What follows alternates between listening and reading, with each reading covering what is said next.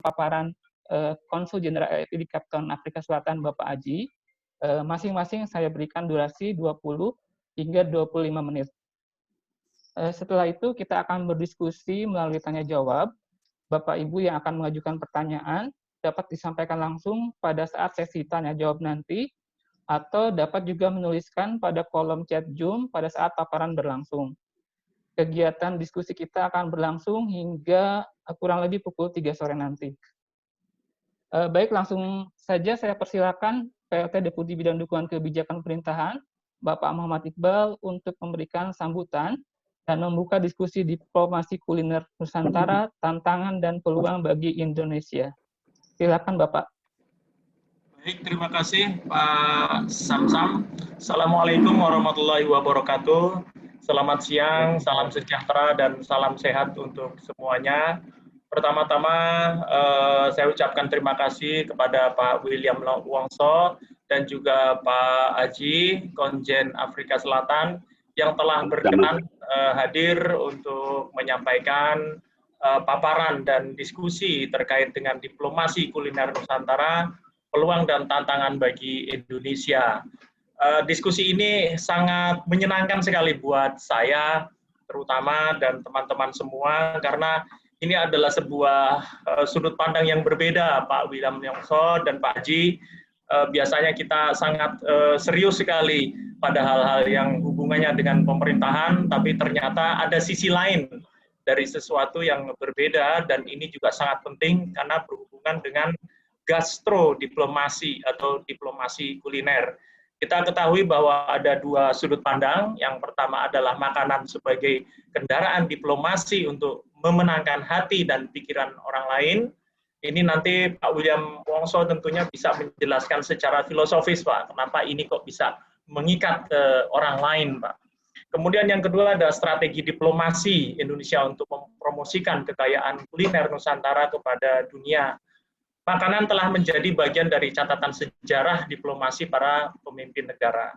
Mengutip pernyataan Hillary Clinton saat menjadi saat menjadi Menlu Amerika Serikat, beliau menyampaikan, "Food is the oldest tool of diplomacy." Makanan adalah alat diplomasi yang tertua untuk membangun hubungan antar negara. Perdana Menteri Shinzo Abe juga pernah menyajikan American Hamburger pada pertemuannya dengan Presiden Trump pada tahun 2017. Dagingnya impor asli dari Amerika, disajikan bersama saus produk Amerika. Message-nya adalah Jepang serius betul untuk menjadi teman bagi Amerika. Presiden Xi Jinping juga dari China melakukan diplomasi teh. Beliau kerap menyajikan teh dalam pertemuannya dengan pemimpin negara lain. Teh identik dengan budaya Cina sebagai simbol keakraban dan menurunnya ketegangan dalam hubungan antar negara. Dari contoh tersebut di atas membuktikan bahwa kuliner terbukti menjadi alat diplomasi yang sangat strategis. Kita semua mengakui bahwa Indonesia memiliki kekayaan kuliner yang luar biasa banyaknya, mulai dari Sabang hingga Merauke. Dan teman-teman tentunya yang pernah menikmati dari Sabang sampai Merauke, perjalanan dinas tentunya juga turut serta mencicipi khasanah kekayaan kuliner kita. Kita juga sangat mengapresiasi dan menyampaikan terima kasih yang mendalam kepada Pak William Wongso yang telah menjadi duta kuliner Nusantara. Beliau menulis buku Flavors of Indonesia, terpilih sebagai Best Cookbook of the Year pada ajang kompetisi ke-22 Gourmet World Cookbook Awards tahun 2017. Betul ya Pak William ya? Kemudian 2016 Pak. 2017 ya Pak William? 2016. Oh 16 Pak, baik. Ya, Pak. Tahun 2018 Chief William memperoleh medali kehormatan dari Akademi Dupang Indonesia di Paris. Beliau juga sebagai anggota elit gimana nih bacanya nih? Boulangerie Boulangerie Elite Internasional. Baik. Klub pembuat roti terbaik yang hanya memiliki 33 anggota dari seluruh dunia. Berarti luar biasa sekali Pak William. Sebagai duta kuliner Indonesia, beliau memperoleh julukan diplomat rendang. Begitu Pak. Nanti mohon disampaikan juga Pak, kenapa kok dikenal betul sebagai diplomat rendang. Baik, untuk mempersingkat waktu, kami persilakan kepada Pak Aji, kepada Pak William Wongso untuk memberikan paparan dan pencerahan kepada kita semua bagaimana diplomasi kuliner Nusantara dan peluang serta tantangan bagi Indonesia. Begitu pembukaan dari saya akan kembalikan kepada Pak Samsam. Silakan Pak Samsam, waktu dan tempat saya kembalikan. Terima kasih Pak. Baik, terima kasih Pak Iqbal atas sambutan dan paparannya. Menarik sekali, tadi disebutkan bahwa beberapa contoh negosiasi yang dilakukan pemimpin dunia melalui diplomasi kuliner, atau dapat kita artikan politik meja makan, begitu. Jadi dua pihak yang saling bersih tegang, duduk bareng dalam meja makan, menikmati sajian kuliner, dan tidak menutup kemungkinan ada lobby-lobby politik yang dijalankan. Baik Bapak Ibu, kita langsung saja kepada Bapak William Wongso untuk menyampaikan paparannya. Waktu kami persilakan, Bapak, silakan. Waktunya berapa lama kira-kira? 20-25 menit, Bapak. Oke, terima kasih. Selamat siang Bapak-Bapak dan Ibu-Ibu sekalian. Saya dalam saat ini yang akan saya bahas membagi pengalaman, Pak. Membagi pengalaman atau sharing. Sekarang itu lagi didengung-dengungkan diplomasi gastronomi atau gastrodiplomasi. Sebenarnya memang ya itu sudah berlangsung lama, tapi mungkin baru sekarang banyak dibicarakan. Memang kalau kita bicara gastronomi diplomasi, kita harus titik tolaknya dari dalam negeri. Apa yang kita telah lakukan tentang bagaimana kita melestarikan tradisi kuliner Indonesia. Sedangkan kita ini dalam posisi para dubes yang berangkat ke luar negeri, menempatin perwakilan-perwakilan di 150 negara, itu kalau mau cari membawa seorang chef sebagai pendamping untuk juru masak Wisma Ambassador itu termasuk usaha yang sulit dan langka. Karena kalau seorang chef yang mewakili mendampingin duta besar di perwakilan Indonesia di luar negeri itu sudah mewakili negara juga. Hal ini kita juga lihat bahwa di dalam negeri juga penting bila fasilitas sebenarnya di istana negara atau dalam jamuan negara itu apakah kita sudah memiliki satu tim kuliner yang dipimpin oleh seorang ahli kuliner Indonesia. Karena jamuan-jamuan kenegaraan itu penting banget, penting sekali untuk mengekspresikan budaya kuliner Indonesia. Sekarang di seluruh dunia, di dunia ini ada asosiasi namanya Chef of Chef. Itu tagline-nya Chef of the World Most Powerful People. Chef-chef dalam chef-chef kepresidenan dan raja-raja ini praktis tidak pernah diganti. Jadi dia punya tagline lagi, the president change, we don't. Contohnya chef dari White House baru diganti mungkin 2-3 tahun yang lalu berhubung chef yang senior meninggal. Sekarang diganti oleh chef kebangsaan Filipina, seorang wanita. Jadi ini penting sekali bahwa fasilitas-fasilitas ini kita harus miliki. Tidak nanti dan konsep sajian kenegaraan itu sebenarnya sudah harus baku.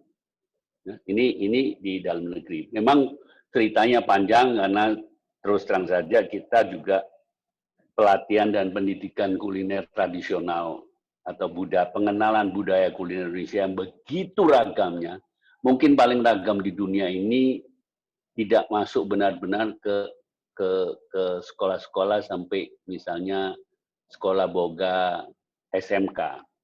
Masih tidak kuat pelatihannya dan pendidikannya karena juga banyak kendala oleh guru-guru. Guru masa itu termasuk sangat langka. Sehingga kalau terpaksa karena mungkin sekarang SMK itu ada sekitar 400 ya seluruh Indonesia yang jurusan boga, itu bertambah terus karena minatnya banyak. Gurunya nggak ada, sehingga banyak terjadi guru matematika ditransform jadi guru masak dalam waktu 1 bulan. Itu adalah satu usaha yang tidak mungkin tapi dipaksakan. Sekarang kita mungkin 20 tahun, selama 20 tahun saya berpartisipasi dalam diplomasi kuliner dan mewakili Indonesia di mancanegara. Yang saya lihat, satu, mewakili suatu negara adalah kita yang tampil tetap kembali lagi bukti rasa Indonesia, tapi budaya kuliner Indonesia. Budaya. Rasa itu timbul setelah mereka mengenal budaya kita. Kalau kita menyajikan soal rasa enak dan enak sekali, yang mereka selalu tanya di mana rumah makan Indonesia. Dan rumah makan Indonesia di Indonesia ini, di seluruh dunia ini tidak sebanyak Vietnam. Karena Vietnam itu pelaku baru sejak mereka terjadi migrasi, terjadi apa yang namanya fenomena boat people, pengungsian massal setelah kekalahan Amerika. Jadi Vietnam itu yang termasuk belakangan sudah merambah seluruh dunia karena Vietnam mempunyai banyak di mana-mana mempunyai perkampungan Vietnam. Di mana otomatis mereka tetap memerlukan makanan-makanan mereka. Apa yang terjadi? Negara Vietnam melihat peluang itu mengekspor segala macam bahan-bahan baku dari Vietnam sehingga terjadi perputaran sirkulasi ekonomi kembali ke negaranya. Dalam diplomasi kuliner itu bukan saja gastrodiplomasi itu bukan kata kita menyajikan sajian. Semua bentuk kemungkinan yang kita bisa sampaikan budaya kuliner kita harus lakukan di luar negeri. Kita mengajar, membuat workshop di sekolah-sekolah kuliner di mana-mana. Kita membuat workshop juga memperkenalkan budaya kuliner dan rasa Indonesia di antara korps diplomatik. Kita mendampingi presiden, kalau presiden lagi kunjungan ke luar negeri,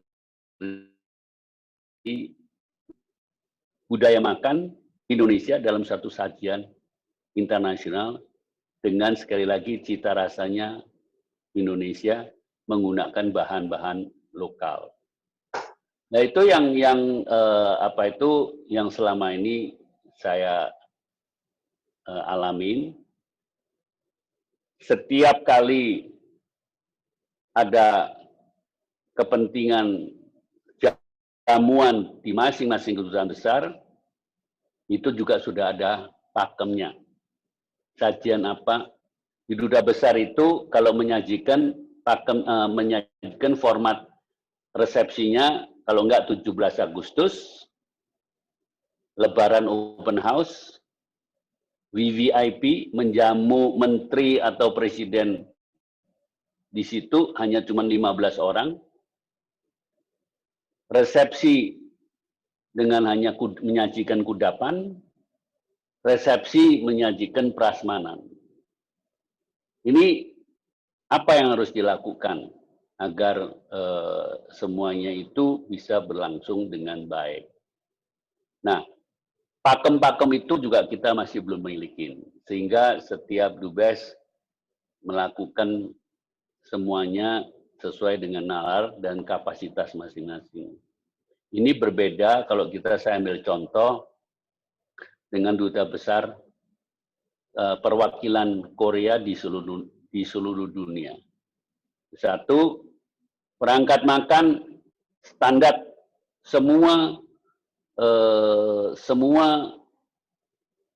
perangkat makan untuk perwakilan Korea di seluruh dunia itu standar. Setiap dubes mau berangkat sudah suruh milih para lulusan akademi atau universitas tradisi kuliner Korea. Di Jeonju itu ada Universitas Korean Food Tradition. Di situ ada PhD di bidang budaya Korea. Guru masaknya sampai dapat status profesor dan lain sebagainya. Hal ini juga dilakukan di Tiongkok, di Jepang, dan lain sebagainya. Dalam pembicaraan yang terakhir ini lagi dibahas kemungkinan nanti adanya penentuan juru masak duta besar itu tidak merupakan bawaan dari dubes. Itu merupakan rekrutmen daripada Deplu misalnya contohnya. Dan dia sudah melakukan itu terus-menerus. Kalau tidak, sekarang ini setiap dubes mau berangkat, udah bingung cari koki, setelah sampai sana, bingung bagaimana menyajikan. Di Indonesia ini terlalu banyak. Hal ini memang harus kita perhatikan benar-benar, karena menurut saya dalam 2 tahun lalu ada satu tulisan yang baik sekali bahwa menyatakan ini di New York Times bahwa hegemoni cita rasa Barat mulai memudar. Siapa yang naik daun saat ini? ASEAN. Kalau Thailand itu udah duluan. ASEAN, Amerika Latin, itu lagi diuber. Jangan sampai nanti orang luar negeri lebih pintar masak-masak Indonesia dari kita sendiri. Sedangkan kita sendiri, generasi sekarang itu masih heboh mempelajarin kuliner-kuliner Barat, ataupun dalam pendidikan resmi, kuliner itu masih silabusnya internasional. Kalau ada Indonesia pun, Indonesia tidak merupakan bobot yang penting. Hal-hal ini memang benar-benar sekarang harus serius diperhatikan. Ya, seperti yang saya katakan, di dalam negeri, kalau istana bisa memberikan satu move yang baik, itu akan dicontoh di mana-mana. Tapi kendalanya satu hal, kenapa dalam satu pembahasan, Indonesia mau buka restoran di mana-mana. Saya bilang, jangan buang duit. Buka rumah makan Indonesia di mana-mana, saya jamin tiap 6 bulan akan tutup. Kenapa? Kita pun tidak punya standar, kita tidak punya orang yang mumpuni untuk memimpin restoran itu, dan kita menghadapi situasi yang market yang beda, di mana orang masyarakat Indonesia yang migrasi ke luar negeri itu tidak pernah berkelompok. Seperti halnya orang Vietnam, orang Thailand, orang Jepang yang punya Japanese City, atau Thai Village, Korean, dan lain sebagainya. Contoh aja di Indonesia sekarang, kalau kita mau beli bahan-bahan dari produk-produk bumbu-bumbu Korea, banyak banget. Karena banyak orang Korea di sini.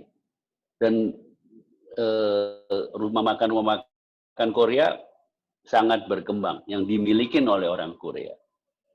Tidak demikian dengan Indonesia. Restoran Indonesia itu biasanya lokasinya terpencil, tidak mampu bayar rental yang mahal pada lokasi-lokasi yang prime. Nah, hal itu kita bahas dalam beberapa webinar yang terakhir ini, bahwa apa sekarang kiat yang harus kita lakukan, prioritasnya ada yang namanya Indonesia Spice Up the World, membumbuin dunia. Tidak seluruh dunia dalam serentak, tapi kita punya target. Target yang pertama adalah 2 tempat, target Afrika dan Australia. Nah, yang tanya kenapa Afrika? Afrika udah kenal, namanya produk-produk Indonesia yang diperintisin oleh Indofood. Masyarakat Afrika lebih reseptif menerima rasa-rasa baru, karena dia bosan dengan rasa-rasa mereka yang tidak fenomena. Jadi dengan pertimbangan hal itu, kita harus mengekspor bumbu Indonesia. Kita tidak mengajarin orang Afrika untuk masak Indonesia, tapi kita membumbuin. Kita menonjokkan cita rasa kalau mereka mengaplikasikan bumbu-bumbu Indonesia dalam masakan mereka. Terutama kalau di Afrika itu braai. Braai itu adalah barbecue.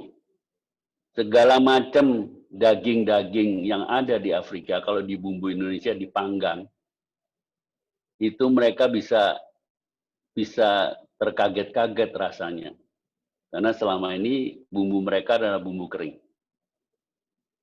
Demikian juga dengan Australia. Australia itu negara yang memiliki produk-produk yang premium dan masyarakatnya itu bisa menerima cita rasa dari mana-mana karena Australia itu dipenuhi dengan penduduk-penduduk bukan asal dari Australia. Jadi menurut saya itu hal satu kiat yang baik sekali bahwa kita bisa melakukan terobosan itu. Terus satu lagi nantinya adalah sebagai contoh yang kita perlu jajakin bagaimana kita membumbuin Ekuador. Ekuador itu salah satu makanan utama adalah cuy atau marmut atau bahasa Inggrisnya guinea pig. Mereka makan marmut itu seperti makan ayam. Tapi pola masaknya simpel. Tinggal kita memperkenalkan aplikasi bumbu, aneka bumbu kita, itu bisa juga dijajakin. Kalau kita mengambil beberapa tempat ini, nanti akan jadi hub untuk pengembangan, di mana bumbu-bumbu ini semua diproduksi di Indonesia. Yang akan terjadi adalah petani menanam bahan-bahan yang baik. Yang selama ini rumah makan Indonesia di luar negeri itu menggunakan bahan-bahan yang diimpor dari Thailand. Kalau dari Australia ada yang dari Australia dan harganya mahal banget. Kemarin saya ada live chat dengan Australia, jahe 1 kilo $40. Bawang putih $30. Bawang merah kalau nggak salah $18 sampai $20. Dan mereka harus kerja membersihin bumbu-bumbu bahan-bahan itu dijadikan bumbu. Saya bilang, kalau itu mereka menggunakan seperti Thailand itu mengekspor bumbu dan bahan-bahan untuk kepentingan. Thailand itu sekarang kira-kira ada di atas 26 gerai rumah makan Thailand dan masyarakat Thailand di seluruh dunia. Dan bukan saja orang Thailand yang menggunakan bumbu, karena orang Barat pun fasih menggunakan bumbu-bumbu Thailand untuk makanan-makanan tertentu, misalnya red curry, green curry, Thai salad, pad thai, tom yum. Mereka tinggal beli bumbu. Demikian juga gerai-gerai swalayan yang gede-gede sampai di Washington itu dimiliki oleh orang Vietnam. Kita masih belum peran sama sekali dalam hal ini. Peran kita masih kecil, karena apapun yang diekspor itu hanya untuk yang dikonsumsi oleh masyarakat Indonesia. Kalau yang lain, Korea itu sudah mendunia. Dia mengekspor sampai dia membuat bumbu-bumbu yang halal untuk diekspor ke Timur Tengah karena banyaknya rumah makan Korea, karena banyaknya pekerja Korea di sana. Nah, hal-hal ini perlu juga saya kasih contoh. Ada yang tanya, kan orang Indonesia banyak di luar negeri. Saya kasih contoh. Ini contoh yang saya selalu pakai. Di Amerika itu ada sekitar 200.000 masyarakat Indonesia yang bermukim di Amerika. Tapi di seluruh pelosok Amerika. Saya bandingkan dengan berapa tahun lalu, di kota namanya San Jose, itu di luar San Francisco. Berapa tahun lalu itu, penduduk Vietnamnya 130.000. Hanya di baru satu kota aja itu, San Jose. Belum lagi Orange County yang lebih banyak lagi. Itu kita masuk kota San Jose, billboardnya sudah bahasa Vietnam. Saya diperkenalkan wali kotanya waktu itu, wanita Vietnam masih muda, wakil wali kota, orang Vietnam. Yang tahun kemudian akan ikutin pilkada untuk menjadi wali kota. Mallnya mall Vietnam. Tiap 200 meter ada rumah makan atau warung Vietnam yang jual bahan. Kita tidak punya struktur seperti ini. Jadi sehingga salah besar. Kalau tiap orang pikir Indonesia makanannya enak, betul makanannya enak. Kata kita. Sedang kita mau buka sukses di Jakarta, mau buka di Surabaya aja susah. Bukan jaminan. Apalagi di luar negeri. Berapa investasi kalau mau buka restoran di luar negeri? Peraturannya ketat. Ongkosnya mahal sekali. Marketnya bukan total makan Indonesia. Sehingga kita harus nantinya, kalau kita udah melakukan pengenalan bumbu-bumbu ini, selera-selera Indonesia udah masuk, baru mungkin bisa dipertimbangkan ada orang lokal yang akan buka. Di mana saya selalu anjurkan kalau kita mau buka restoran hanya bekerja sama dengan diaspora.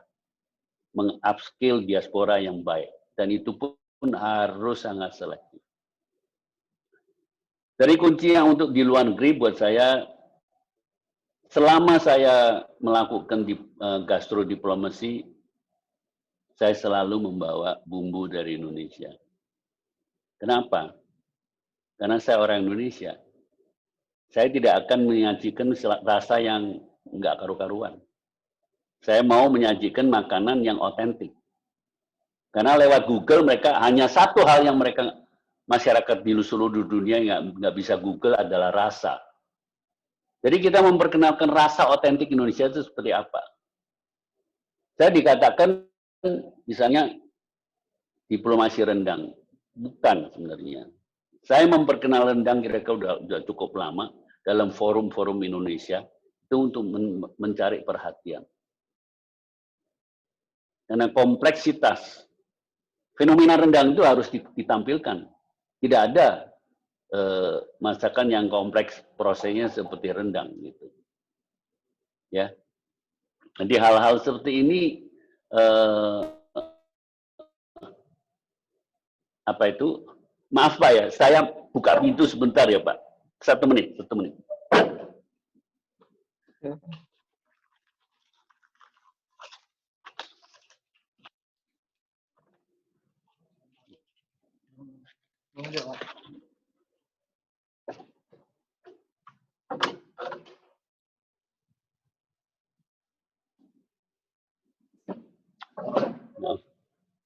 Jadi rendang itu buat saya unik. Jadi saya menunjukkan budaya itu ke masyarakat internasional agar mereka tidak meremehkan kuliner Indonesia. Baru satu macam aja udah seperti itu. Bagaimana yang lain? Karena Indonesia ini terdiri dari kepulauan yang begitu luas. Sama halnya kenapa National Geographic tertarik ke Indonesia, tapi awalnya bingung. 17.000 kepulauan itu mau dilandingin kemana Gordon Ramsay? Saya tidak memberikan 2 pilihan, saya hanya memberikan 1 pilihan yaitu Sumatera Barat dengan pertimbangan tidak ada yang tidak kenal makanan Padang. Tidak ada yang tidak kenal rendang karena 2 kali masuk CNN. Jadi yang diharapkan itu kalau mereka masuk dengan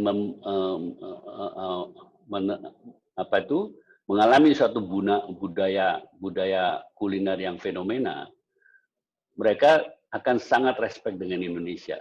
Dan saya yakin akan balik lagi untuk mengulik daerah-daerah yang lain. Ini yang saya juga yang terakhir, saya ingin harapkan udah bertahun-tahun, moga-mogaan nanti ya bisa terjadi. Jakarta ini perlu Indonesian Culinary Center. Di mana satu sentra kalau ada siapapun dari mana-mana menanyakan mau belajar atau mengulik makanan-makanan daerah harus kemana. Dan di sini juga bisa sebagai suatu panggung menyajikan aneka kearifan lokal dan cita rasa daerah dengan mendatangkan ahli-ahli terbaik dari daerah untuk tampil di Jakarta. Itu harapan saya karena kita melihat di semua negara-negara sudah punya fasilitas-fasilitas itu untuk menunjang diplomasi kuliner mereka. Terima kasih.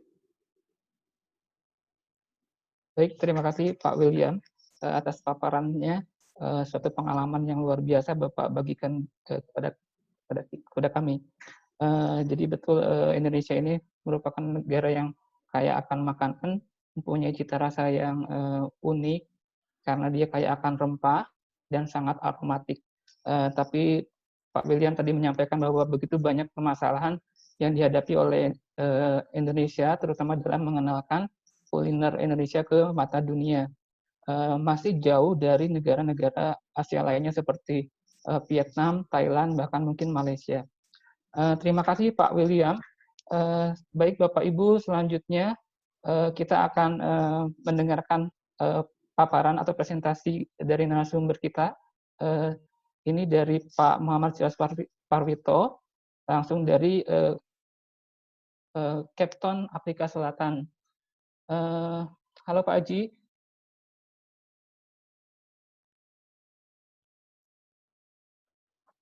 Ya, halo. Ya, Pak Aji ini sebelum di KJRI Cape Town, Afrika Selatan juga sempat mendapat penugasan di KJRI Vancouver, kemudian di PTRI New York, KBRI Hapana, KBRI Caracas, kemudian mendapatkan penghargaan Satya Lencana Wirakarya karena turut membantu pemerintah RI dalam proses perdamaian di Afghanistan. Kemudian juga 2 minggu lalu, Bapak baru saja mendapatkan Diplomat Marketeer Entrepreneur Award dari Magnus Hermawan Kartajaya, Pak ya? Ya. Selamat Pak. Ini sangat relate sekali dengan sangat relate sekali dengan diskusi kita mengenai peningkatan hubungan diplomasi ekonomi. Baik Pak Aji, tanpa panjang, silakan waktu dipersilakan. Terima kasih. Sebelumnya saya ingin menyapa teman-teman di Setwa Press. Juga ada Pak Dubes Budiarman, ada Profesor Eti Agus, Om Willem, terima kasih pencerahannya. Memang betul, kalau untuk makanan Indonesia, sebetulnya tantangannya sangat tidak dikenal, dimanapun kita ditugaskan. Paling jauh mereka taunya mengenai Indomie atau nasi goreng, itu pun kalau yang mereka sempat ke Bali misalnya, atau ke Indonesia. Tapi memang kalau di Amerika, Eropa, Australia, mereka sudah lebih terekspos dengan makanan Indonesia. Cuma kalau di event sebetulnya seperti di Kanada, untuk makanan Indonesia, kadang-kadang orang Indonesia yang buka restoran, dia harus mencantumkan restoran Thai, Singapura, Indonesian. Karena kalau disebut restoran Indonesia, tidak ada yang mau mampir. Tapi kalau disebut restoran Thailand, baru dia mampir. Kemudian juga kadang-kadang kalau restoran, mereka buka hanya bertahan 3 tahun. Betul seperti Pak Willem sampaikan. Dan juga tampilannya kadang-kadang di restoran itu, mohon maaf, seperti di rumahan. Jadi seperti masakan di rumah, misalnya rendang, potongannya besar-besar, dan juga porsinya banyak, sehingga tampilannya kurang menarik, dan juga rasa tidak konsisten. Kadang-kadang di satu restoran enak, tempat lain nggak enak. Kalau restoran Thailand, kita kemana-mana nyoba Tom Yam Goong, pasti rasanya sama. Hanya memang disesuaikan dengan lidah setempat. Kalau di Amerika tentunya tidak sepedas kalau kita makan Pad Thai atau Tom Yam Goong di Thailand. Cuma memang tetap otentik. Oleh karena itu yang kami lakukan untuk promosi harus out of the box, business unusual. Karena sekarang zamannya platform digital, kebetulan juga baru kemarin kami lakukan promosi produk Indonesia, tempe, dan juga produk kemasan. Kebetulan tempenya sudah dibuat di sini oleh WNI, ada juga yang bikin rempeyek. Jadi kita mempromosikan, membantu teman-teman WNI untuk usaha mereka. Mereka sudah bisa bikin tempe. Nah, yang kami lakukan adalah kami memanggil influencer, blogger, vlogger, juga ada penulis artikel di majalah, dan kami menampilkan chef lokal, seperti Farah Queen kalau di Indonesia. Nah, chef lokal ini yang nanti dia kemarin itu dia mencoba membuat fusion dengan bahan dasar tempe. Sebetulnya yang kami tampilkan bukan haute cuisine atau makanan rumit seperti French cuisine, tapi lebih ke bagaimana memanfaatkan bahan-bahan sisa di dapur. Terutama saat pandemi ini kan ada 3 hal yang sebetulnya kita aktif melakukan. Kalau tidak memelihara tanaman, main sepeda, atau masak. Jadi saya perhatikan juga teman-teman banyak yang beralih ke masak. Ada yang bikin roti, ada yang bikin kue. Nah, cara mengambil hati mereka adalah dengan memanfaatkan barang yang ada dan menampilkan resep-resep yang mudah dibuat. Jadi tempe itu kemarin kami sajikan, saya kemarin share fotonya, mungkin bisa di-share kalau ada. Kemarin, ini apa ya? Oh, ini foto-fotonya.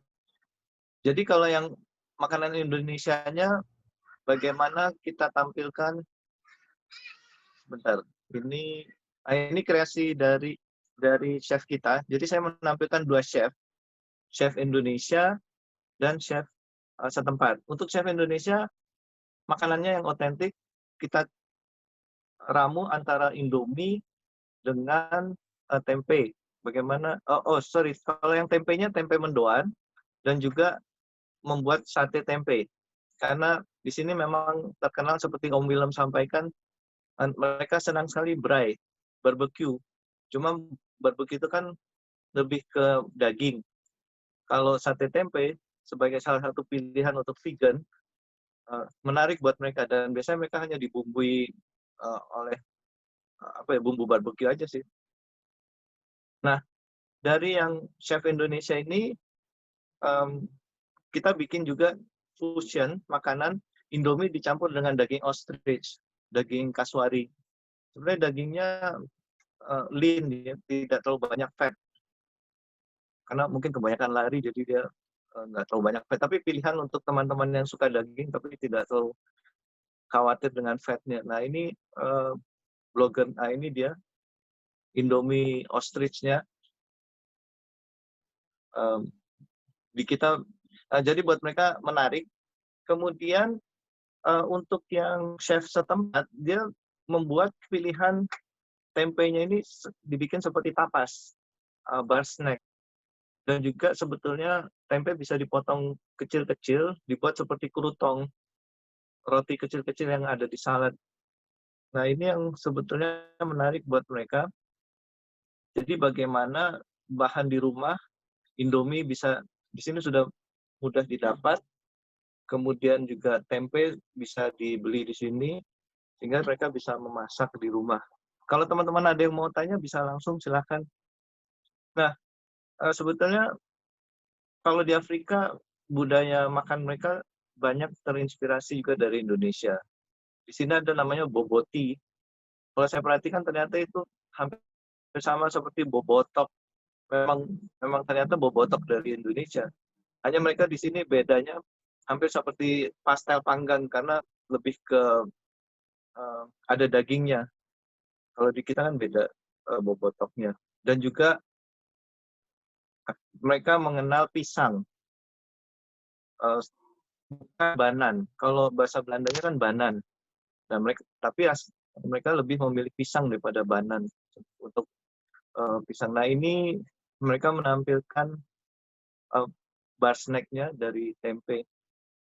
Yang kemudian juga kami lakukan setiap Natal biasanya kan ada kebiasaan memberikan wine kepada counterpart. Tapi kalau saya lebih memilih saya kasih teh sariwangi atau kopi dan juga Indomie, bumbu masak, supaya mereka teracuni dengan rasa Indonesia.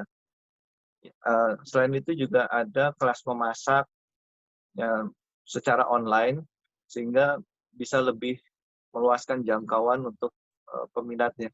Dan terkait dengan resepsi diplomatik, memang kita harus rajin memberikan edukasi.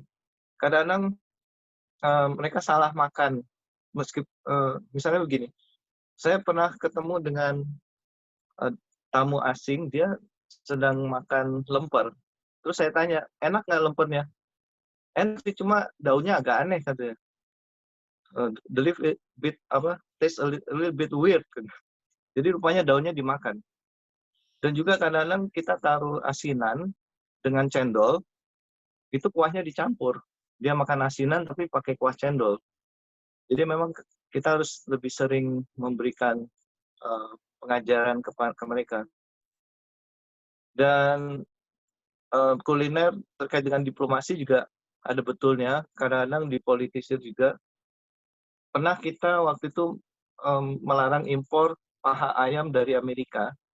Pada saat kunjungan Presiden ke Washington DC, mereka menghidangkan untuk jamuan santap malamnya justru paha ayam. Jadi memang suka ada message yang disampaikan di dalam setiap diplomasi. Bisa juga dikaitkan dengan makanan. Kira-kira itu yang dari kami, nanti kita tanya jawab saja. Silakan. Terima kasih. Baik, terima kasih Pak Haji sudah menyampaikan apa yang dilakukan oleh KJRI Capton terkait dengan kuliner Indonesia. Cuma ada satu hal nih Pak yang ingin saya tanyakan terlebih dahulu kepada Pak Haji. Tadi dikatakan bahwa masalah kuliner Indonesia itu adalah susahnya bumbu-bumbu dan bahan baku yang asli Indonesia yang ada di luar negeri.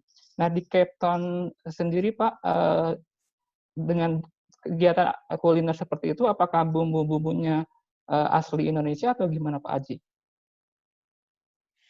Sebetulnya cara mempromosikan makanan kita harus bertahap. Dan kita harus mempelajari karakter masyarakat setempat. Di sini kan ada orang kulit putih, hitam, dan colored, berwarna.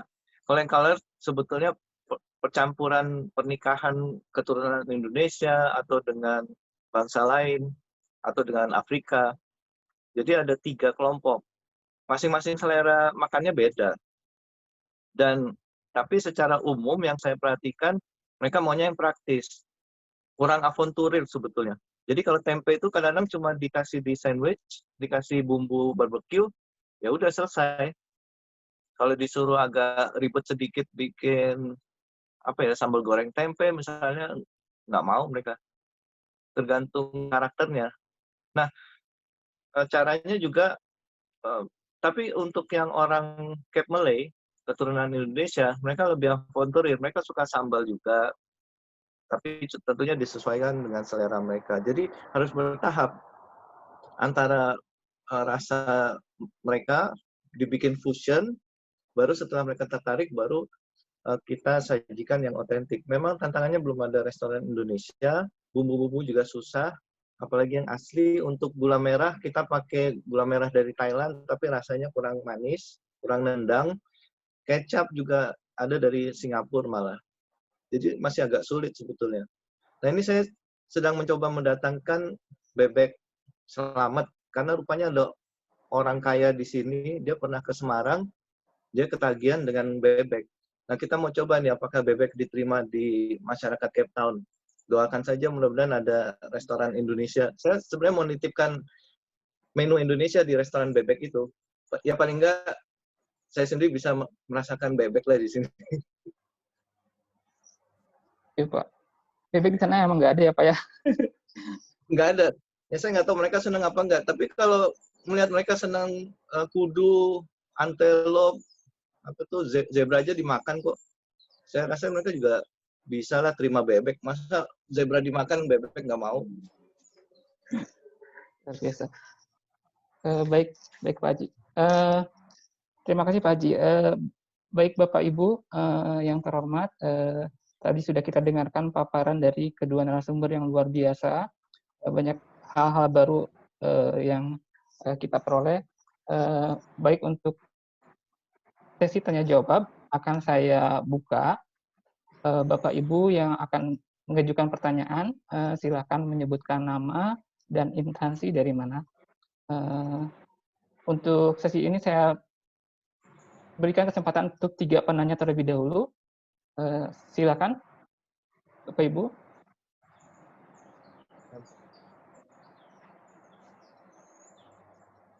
Atau dibalik. Oh iya, halo. Mungkin Baik, Pak. mungkin Pak ada saran dari teman-teman bagaimana mempromosikan makanan Indonesia untuk kesukaan saya.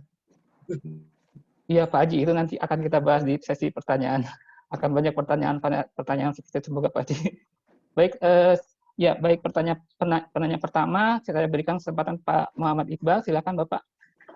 Baik, terima kasih. Assalamualaikum warahmatullahi wabarakatuh. Selamat siang, salam sehat semua. Salam. Terima kasih Pak Wongso dan Pak Aji atas presentasinya dan paparannya. Pertanyaan saya pertama ditujukan kepada Pak Wongso. Pak Wongso, saya salah satu penggemar acara MasterChef Australia. Jadi ada sebuah kenikmatan tersendiri untuk menonton acara tersebut, dari mulai bagaimana makanan itu disajikan, kemudian bagaimana proses pembuatan, pemilihan bahan, dan sampai detail sedemikian rupa, Pak. Itu merupakan sebuah pengetahuan dan seni yang sangat tinggi sekali, dan saya sangat senang bisa menikmati hal tersebut, Pak. Terkait dengan pernyataan Bapak tadi, Pak, berkenaan dengan makanan otentik Indonesia, Pak. Kami ingin mendapatkan penjelasan lebih jauh, karena Bapak di awal juga sudah menyampaikan jangan dikenali rasanya dulu, tapi dikenali budayanya dulu. Berkenaan dengan hal tersebut, Pak, ada sebuah ciri yang khas dari makanan itu adalah cita rasa, Pak. Nah, bagaimana kita dalam konteks diplomasi ada makanan otentik Indonesia yang ikonik, yang representasi Indonesia banget lah, gampangnya seperti itu, Pak. Yang message-nya itu adalah kerjasama yang baik, perdamaian, dan hal-hal positif lainnya, Pak. Jadi kuliner ini menciptakan sebuah bahasa-bahasa yang mudah untuk dipahami. Karena boleh jadi, Pak, misalkan rendang tadi, Pak. Di satu sisi kalau rendang terlalu pedas, mungkin message-nya itu adalah ada challenge antara kita dengan negara tersebut, atau interpretasi apapun juga, Pak. Jadi bagaimana antara cita rasa ini atau otentik ini dengan message diplomasi tersebut, Pak? Seperti apa yang baik begitu, Pak, menurut Bapak? Terima kasih, Pak Wongso. Sementara itu, Pak. Begini, kalau ini saya langsung jawab ya, Pak. Baik, silakan Pak Wongso. Begini, Pak. Memang sekarang gini, sejak adanya sosial media,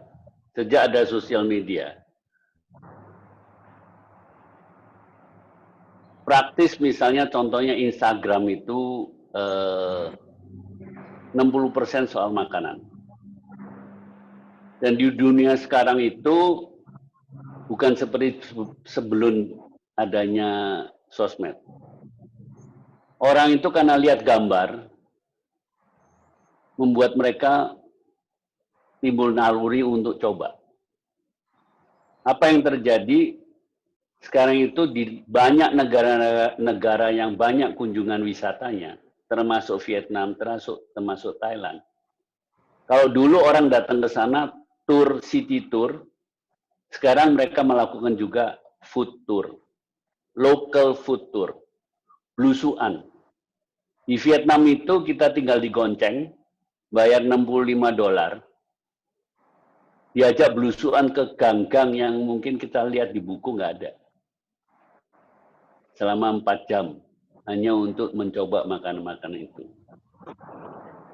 Setiap ada diplomasi kuliner, apa yang saya lakukan, saya pelajarin dulu, Pak. Budaya kuliner mereka itu seperti apa? Contoh, saya melakukan diplomasi kuliner di Meksiko. Di Meksiko itu sepedas apapun nggak ada masalah. Tapi bulan berikutnya ke negara yang bahasa yang sama di Spanyol nggak bisa. Nah, jadi permainan kita tuh memperkenalkan budaya. Kenapa saya mengatakan budaya makan baru dilakukan rasa. Karena kalau orang lihat cerita dengan suatu budaya, mereka akan lebih meresap lewat logikanya daripada langsung ke lidahnya. Kalau lidahnya dia langsung bilang gua nggak suka, saya pedas dan lain sebagainya. Tapi kalau kita menjelaskan suatu budaya sama dengan kita bagaimana dulu saatnya dimulai dengan batik dan lain sebagainya, itu sama. Maaf Pak ya, ini saya ada pintu yang ada yang ngetok sebentar ya. Bapak Ibu, saya menunggu Pak William. Daftar absensi sudah kami sampaikan di Zoom chat. Nanti tinggal klik linknya dan isi Google Form-nya untuk absensi. Terima kasih. Ya, jadi kita selalu melihat seperti contohnya dari Meksiko yang setingkat pedas apapun dia lawan. Begitu bulan berikutnya kita ke Spanyol, bahasa yang sama. Persepsi soal makanan sama sekali beda. Nggak bisa merasakan sesuatu yang pedas. Jadi kita kalau melakukan diplomasi kuliner, kita jangan ujuk-ujuk langsung berangkat aja gitu. Kita harus pelajarin seperti kita mau kunjungan kemana, kita pelajarin setelah sosialnya, budaya mereka seperti apa yang kita masuk. Waktu saya melakukan, saya 2 kali ke Afrika. Pertama lagi ke Namibia. Saya nggak minta daging sapi. Saya minta semua daging binatang liar. Saya bawa bumbu dari Indonesia. Saya bikin workshop dengan mereka. Saya kasihin bumbu-bumbu, saya bagi-bagi. Udah kamu nggak usah ngapa-ngapain. Itu di bumbu kita daging-daging kamu bumbuin aja, terserah. Nggak usah melihat buku, nggak usah lihat apa-apa. Lakukan ini. Terus dibakar. Tergila-gila Pak mereka. Mereka mengatakan bahwa ratusan tahun rasa kita nggak pernah berubah. Tahu-tahu ini dapat suatu wacana rasa baru. Dapat dari mana bumbunya? Ya enggak ada. Saya yang bawa. Karena kita tidak punya market. Kita tidak pernah memikirkan market itu. Nah, hal-hal seperti itu, Pak, memang sudah cukup lama kita melakukan ini, tapi juntrungnya masih tidak jelas gitu. Kita masih nggak bisa ngelawan sama yang lain-lainnya. Ketinggalan melulu. Masih. Terima kasih Pak William. Pak Iqbal, apakah ada tambahan? Terkait dengan representasi otentik, makanan otentik Pak, Indonesia. Menurut Bapak bagaimana Pak? Saya rasa itu kita harus tetap melakukan. Karena nggak mungkin, kan seperti yang saya katakan tadi, otentisitas itu lagi dicari. Para wisatawan yang mengunjungi suatu negara, dia akan booking local food tour untuk mencicipi makanan otentik. Jadi kita nggak mungkin, kita sebagai orang Indonesia, kita ke suatu negara, terus kita campur aduk, nggak tahu sudah ada juntrungnya. Jelas kita kan buat apa? Kita nggak mewakili Indonesia. Tapi bahan yang kita pakai adalah bahan lokal. Seperti yang saya katakan tadi, barbecue tetap pakai bahan mereka, pakai nama mereka. Tapi bumbunya pakai nama Indonesia. Jadi ada dua. Itu mereka meresap banget. Mereka minat banget mendapatkan bumbu masak dari Indonesia gitu. Itu Pak. Jadi otentik itu nggak bisa, kita nggak bisa mengarang-ngarang lagi makanan Indonesia yang seperti sekarang selama ini dilakukan oleh semua banyak rumah makan Indonesia di luar negeri. Mereka merekayasa, nggak jelas. Makanya tadi seperti dikatakan, restorannya kalau nyebut Indonesia nggak ada yang kenal. Harus nyebutkan dari China, ada Thailand, apa. Akhirnya campur aduk sama nggak karu-karuan begitu. Sehingga kita nggak punya identitas. Vietnam itu jelas punya identitas. Vietnam tidak pernah membuat makanan yang tidak otentik. Soal nanti koki-koki lokal di setempat mengambil itu sebagai inspirasi, melakukan terobosan-terobosan sesuai dengan kaidah masak dia, itu urusan dia. Contohnya sekarang kita kalau bicara pho, seluruh dunia kenal itu namanya pho. Kita ngomong banh mi, sandwichnya Vietnam, seluruh dunia kenal banh mi itu. Namanya tidak pernah dirubah.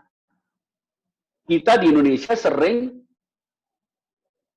inferior, nyebut tumpeng, nggak rela nyebut tumpeng. Harus bahasa Inggris, cone rice gitu. Mestinya kan sebutin tumpeng, bawahnya bahasa Inggris. Kita masuk ke rumah makan Jepang, emang kita bilang, saya minta ikan mentah. Kan kagak. Mintanya sashimi, mintanya sushi, mintanya sabu-sabu. Penjelasannya bahasa Inggris. Ini sering terjadi kesalahkaprahan di Indonesia. Sering-sering menu resmi itu ditulis dalam bahasa Inggris, yang penerjemahnya nggak karu-karuan. Kita ke Korea juga demikian, di bahasa Koreanya dulu baru bahasa. Kalau Indonesia menjamu presiden Indonesia, ya respect terhadap Indonesia, tapi ada bahasa Koreanya. Gitu. Jadi kalau kita menjamu, kita sebagai host, ya Indonesianya duluan. Apapun. Nasi tumpeng ya tulis nasi tumpeng. Terus bawahnya Indonesian Traditional Cone Rice. Rendang juga demikian. Dan harus tiap makanan harus dengan identifikasi daerah. Jangan cuma sebut rendang. Oh, Malaysia juga sebut rendang. Kita harus sebut rendang dari Western Sumatera, West Sumatera. Gitu. Soto dari East Jawa misalnya. Ini tatanan-tatanan ini sampai sekarang tidak ada satu formalitas yang menentukan sehingga jadi satu keragaman. Kalau nyebut soto, soto apa, soto Kudus. Kemarin nyebut soto Kudus di satu acara di sini diterjemahkan sebagai Holy Soto, Pak. Memalukan nggak? Coba, soto Kudus jadi Holy Soto. Nah itu saya nggak ngerti. Padahal itu hotel-hotel internasional. Satai ditulis satai, S-A-T-A-Y. Padahal kita sering ribut sama Malaysia soal makanan. Malaysia nulisnya satai. Indonesia tulisnya sate. Kalau untuk internasional saya usul E-nya dikasih aksen. Supaya orang nggak baca sat. Demikian halnya kalau di luar negeri tidak ditulis tempe tanpa H, ditambahin H. Supaya orang bisa baca tempe. Kalau dia tanpa H di belakangnya bacanya tem. Nah, hal-hal itu kan ada ahli bahasa nanti yang harus memperbaiki gitu. Ini hal-hal yang mengenai, pokoknya saya kemarin juga ditanya seminar, ada Bu Mari dan lain sebagainya, dari di Sydney. Bagaimana dengan fusion? Saya bilang saya orang Indonesia. Saya mewakili Indonesia, nggak mungkin saya bikin fusion. Saya menjadikan otentik, suka nggak suka, otentik. Yang kita kompromikan adalah semua pedes. Gitu. Saya nggak pernah minder menyajikan makan Indonesia selama itu kita pilih. Indonesia banyak yang harus dipilih. Sering kan kita suka mencemooh, oh makan Indonesia bleketek katanya. Semuanya coklat. Kan tidak. Nusantara ini kan pilihannya banyak. Bagaimana kita nyajikan? Seperti kemarin terakhir waktu ini, contoh nih. Terakhir menyajikan lunch, makanan siang jamuan Presiden Jokowi di Busan, di Korea. Menjamu Cebo, konglomerat Korea. Ya saya diminta susun menunya. Konsep menu saat itu dalam bahasa Inggrisnya, embracing Korea with Indonesian diversity. Merangkul Korea dengan keragaman Indonesia. Koreanya dalam hal jamuan itu adalah bahan makanan yang terbaik. Saya pilih materi yang terbaik. 4 course set lunch. Bumbunya Indonesia yang terpilih untuk dipadankan dengan membumbui bahan-bahan itu. Tapi apakah saya kompromi soal otentisitas? Tidak. Itulah Indonesia gitu. Terima kasih. Baik, terima kasih Pak William. Selanjutnya Bapak Ibu, apakah ada akan yang mengajukan pertanyaan? Silakan.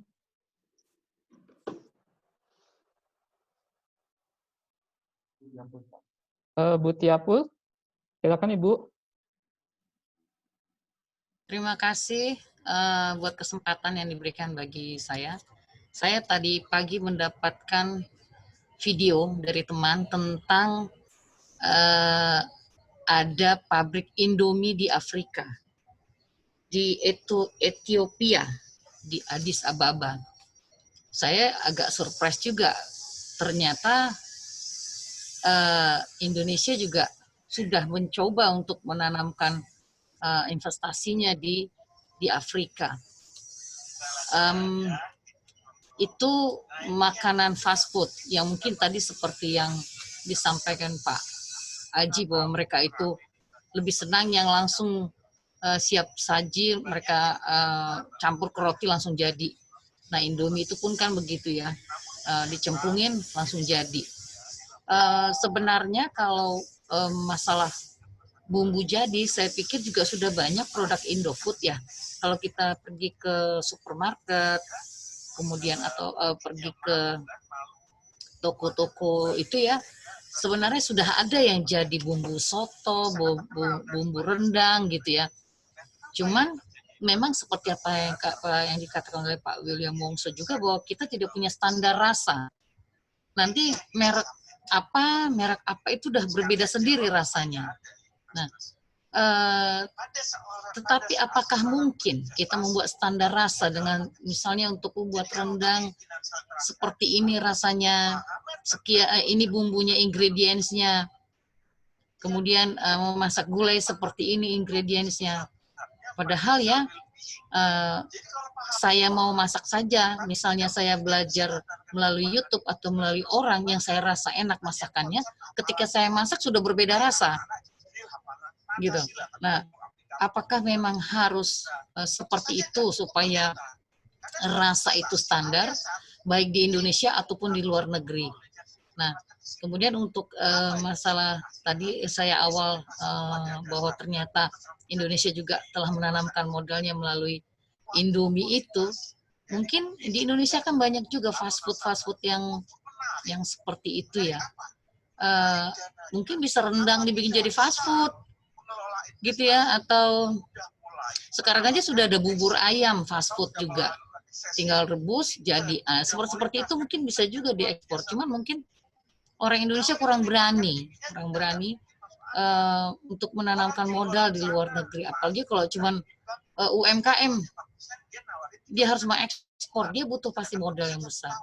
Nah, ini mungkin juga saya pikir peran pemerintah di sini juga harus besar, tentunya dengan didukung dari ya perkantor perwakilan kita yang ada di Indonesia, yang ada di luar negeri ya, seperti Pak Haji gitu ya. Kemudian ada kedutaan besar yang lain gitu. Mungkin ini memang perlu tidak sekedar kayak tadi hanya mengenalkan gitu Pak Haji. Tidak hanya mengenalkan ini makanan Indonesia gitu, seperti ini gitu.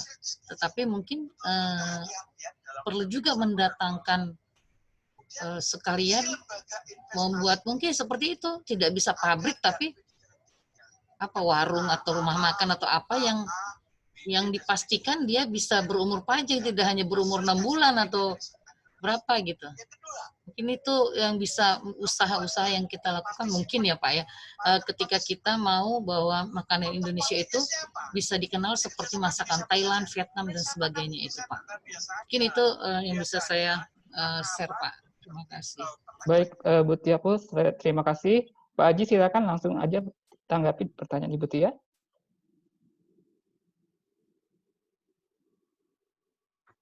Terima kasih Bu Tia. Memang betul Indomie sebenarnya sudah agak lama Bu, sekitar 8 tahun ada di Nigeria juga, Nairobi, mereka bikin pabrik.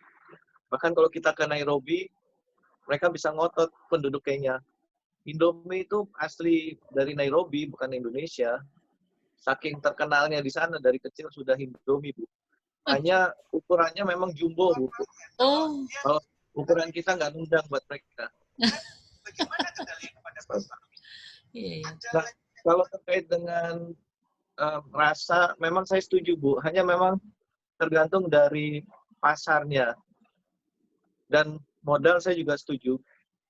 Seperti di sini, pasar untuk Afrika Selatan kan hanya 60 juta. Kami juga sedang bantu ada salah satu produsen makanan ringan, Bu.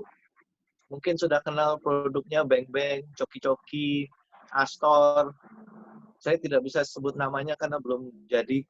Dia ingin buka pabrik, tapi Afrika Selatan ini sebagai launching pad untuk ke negara tetangga. Dan juga kan ada rencana untuk African Continent FTA, ACFTA. Bisa lebih mudah masuk ke sininya. Jadi dia akan investasi bangun pabrik dalam waktu 2 tahun untuk mendapatkan footprint di Afrika, tapi dia masuk dari selatan. Itu untuk yang produk FMCG namanya, Fast Moving Consumer Goods, makanan ringan. Nah, kalau terkait dengan restoran, di sini kebanyakan WNI, 150, mereka menikah dengan WNI-nya wanita, lalu menikah warga Afrika Selatan. Jadi, untuk kemampuan modalnya juga tidak banyak. Nah, kebetulan kemarin ada yang mau buka restoran bebek itu, orang kaya dari Cape Malay. Sebenarnya saya mau nebeng di situ. Mungkin teman-teman kalau ada produk yang mau dijual di sini, mungkin nastarnya kayak atau apa, silakan aja. Nah, saya malah terpikir bikin supermarket, Bu. Jadi buka satu kios, akan saya isi dengan produk Indonesia, bumbu-bumbu juga, karena pasarnya ada, sama yang sudah pernah ke Indonesia, dan mereka selalu mencari bumbu otentik Indonesia. Cuma memang edukasinya juga pelan-pelan, seperti misalnya spices, mereka rupanya sudah terbiasa dengan rempah-rempah yang diimpor dari Vietnam. Lada, padahal ladanya Vietnam, dia impor dari Bangka Belitung untuk white pepper, lada putih. Lada putih kita sebetulnya kelasnya premium, cuma begitu masuk Vietnam, dioplos, jadi kualitasnya rendah. Nah, ini saya mencoba mencari pasar yang agak niche. karena mereka sudah terbiasa dengan lada yang murahan, yang sudah dioplos. Saya harus meyakinkan mereka bahwa lada kita sebetulnya yang dari Babel ini lebih enak kalau dibikin makanan. Ya, mau saya doakan saja Bu, saya bisa bikin supermarketnya tahun depan. Makasih. Ya, seperti yang bisa saya Pak. Oh ya. Bisa saya jawab, kasih sedikit Bu Tia. Silakan Pak Wongso untuk menambahkan. Tadi mengenai bumbu, standar bumbu. Saya rasa standar bumbu itu sekarang yang ada di pasaran itu menurut saya cukup baik standarnya. Yang beda itu kualitas. Contohnya kalau kita ngomong bumbu rendang yang dibikin di Sumatera Barat itu nggak terhitung polanya. Komposisi bumbunya itu beda-beda. Hanya pola masaknya merandang itu sama. Karena tiap daerah itu punya kearifan lokal. Menurut Pak Gubernur, di Sumatera Barat ada 950 nagari. Kalau satu nagari punya satu versi, berarti 950. Emang kita memperkenalkan semuanya? Tidak. Harus pilih sesuatu standar. Yang saya kemarin perkenalkan kepada Gordon Ramsay adalah saya anggap bumbu yang paling lengkap untuk mengagetkan Gordon Ramsay. Begitu lihat bumbunya 15, pusing dia. Terus begitu lihat hasilnya, rasanya begitu harmonis, respect dia. Kok bisa 15 jenis yang profilnya beda-beda, hasilnya kok bisa begini? Nah, memang selama ini yang kita selalu bahas, rumah makan Indonesia di luar gitu masih mengacu pada masing-masing bikin bumbu. Tidak halnya dengan restoran Thailand. Karena mereka yang bikin bumbu itu adalah pemilik-pemilik sendiri. Sehingga nggak dihitung ongkos kerjanya. Sebagai contoh pola kerja ini di rumah makan. Saya Juli tahun lalu itu dapat tugas untuk menyajikan masakan Indonesia di Vienna International Center, di mana di situ itu adalah salah satu unit PBB di bidang NASA, di bidang angkasa dan nuklir. Kantinnya besar, dapurnya besar. Setiap hari kita menyajikan hanya satu jenis lauk. 5 hari. Sebagai contoh, satu hari saya harus membuat menunya rendang dengan sayur dan nasi. Tapi rendangnya yang kagetnya buat saya sudah sering. Banyak orang mengagetkan adalah jam setengah 12 kita harus siap 120 kilo rendang yang udah jadi. Tim kita dijemput jam 5 pagi dari hotel. Saya ingin tahu bagaimana kalau semua bahan bumbu harus dibikin di sana. Belum lagi nyarinya, belum nanti belum lengkap. Saya sebagai contoh, rasio aja untuk 100 kilo daging, bumbu segar, serai, jahe, cabai, semua kita kombinasi ini itu sekitar 40%, 40 kilo. Siapa yang ngerjain? Kita kan berangkat tidak dengan full tim sampai 20 orang. Untuk ditugas untuk bersihin cabai, bersihin itu, untuk giling, dan lain sebagainya. Kita bawa dari Indonesia. Bumbu jadi, dan tinggal aplikasi di sana. Menggunakan alat-alat modern. Jadi, 120 kilo, jam setengah 12. Waktu 3 jam, ludes terjual. Dalam waktu 3 jam. Habis tuh 120 kilo. Karena ada di Indonesia kantinnya 3 jam jual rendang 120 kilo kan nggak mungkin. Nggak terjadi. Karena di sini banyak. Di sana orang banyak dengar, terus kepingin, terus referensi pada temannya, responsif temannya langsung ikut pesan. Makanya peranan bumbu itu penting kalau kita memang benar-benar mau serius. Perusahaan bumbu juga harus serius. Jangan asal bikin bumbu, kompetisi harga, bukan kualitas. Dan juga yang dipakai ke luar negeri itu sudah nggak bisa bentuk saset. Bentuknya harus kiloan, satu pil, bisa 4 kilo, satu kemasan. Karena ini pakai restoran. Sekarang itu belum minim banget.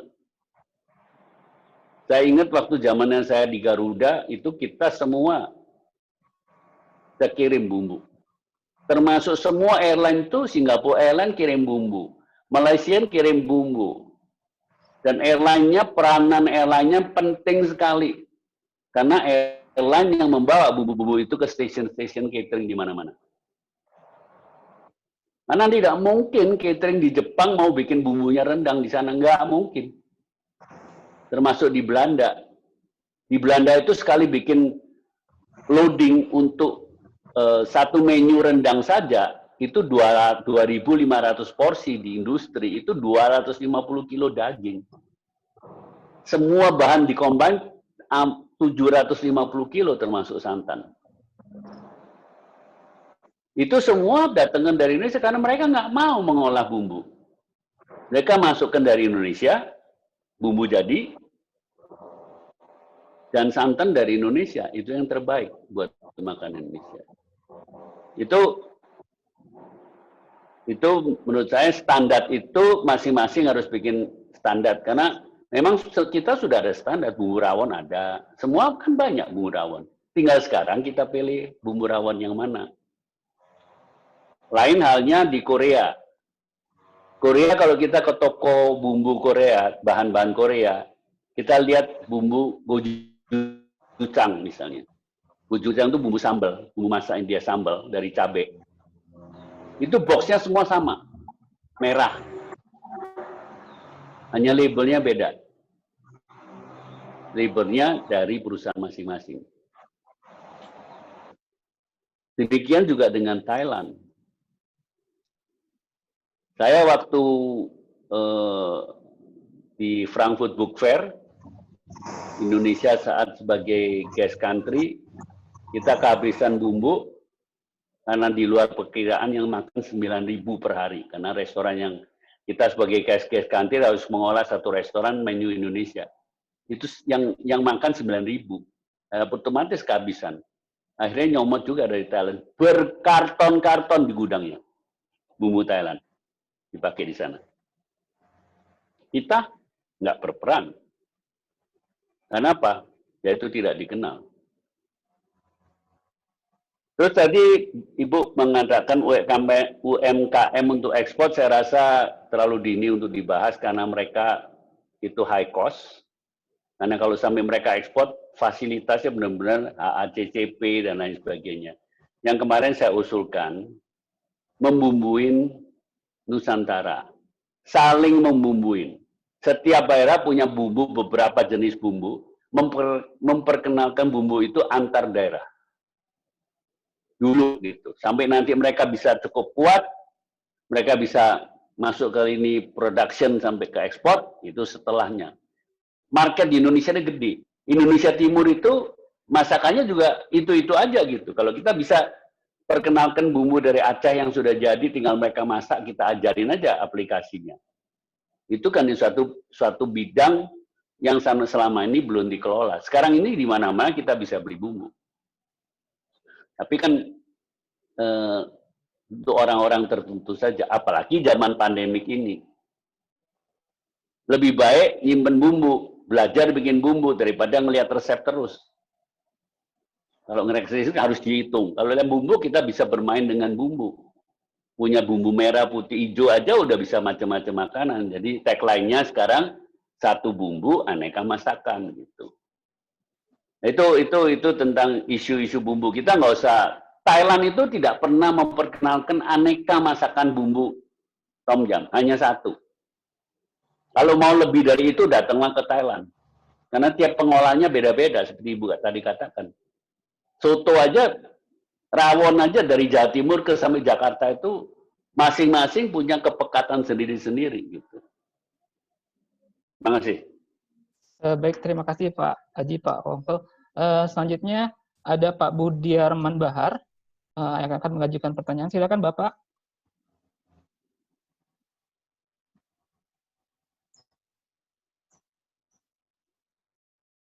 Halo Pak. Halo Pak Budiarman. Halo Pak. Baik, sambil menunggu Pak William, Pak Aji, saya ingin menyampaikan bahwa ada terkait permasalahan kuliner, diplomasi kuliner, mengenai diplomasi kuliner yang dilakukan oleh tiap negara-negara lain, seperti misalnya Thailand dengan program Thai World-nya, jadi dia benar-benar mendirikan restoran di seluruh dunia sebanyak-banyaknya. Kemudian juga ada Korea yang begitu gencar memperkenalkan budayanya sehingga sangat dikenal di Indonesia, termasuk dengan makanannya. Menurut Pak William dan Pak Aji, ada pendapat saran seperti apa yang harus dilakukan oleh pemerintah?